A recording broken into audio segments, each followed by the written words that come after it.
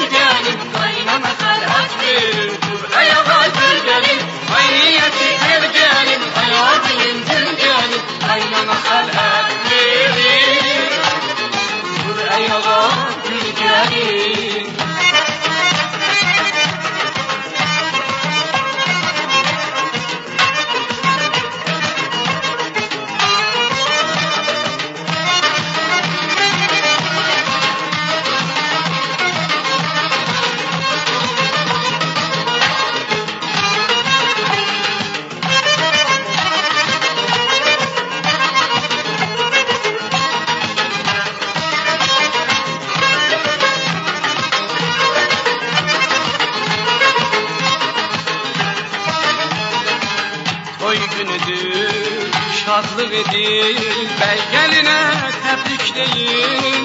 Xoş gəlibsiz, ay qonaqlar, oğul səpi şirniyin. Ay sarı beçər gəlin, gül kimi göçər gəlin, qaynana xələt verir, yaşmağını çər gəlin. Ay sarı beçər gəlin, gül kimi göçər gəlin, qaynana xələt verir, yaşmağını çək gəlin.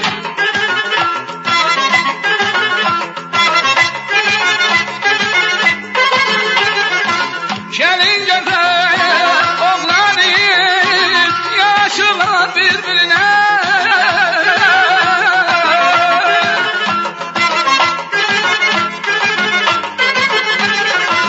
Gəlin gözəl oğlanıyım, yaşılar bir-birinə.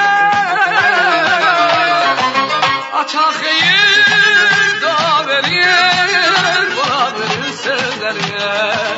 Açaq xeyir, dua verir, buna verir sözlerine. Ay sarı beçər gəlin, gül kimi göçər gəlin, qaynana xələt verir, yaşmağını çək gəlin. Ay sarı beçər gəlin, gül kimi göçər gəlin, qaynana xələt verir, yaşmağını çək gəlin. Ay sarı beçər gəlin, gül kimi göçər gəlin, qaynana xələt verir, yaşmağını çək gəlin. Ay sarı beçər gəlin,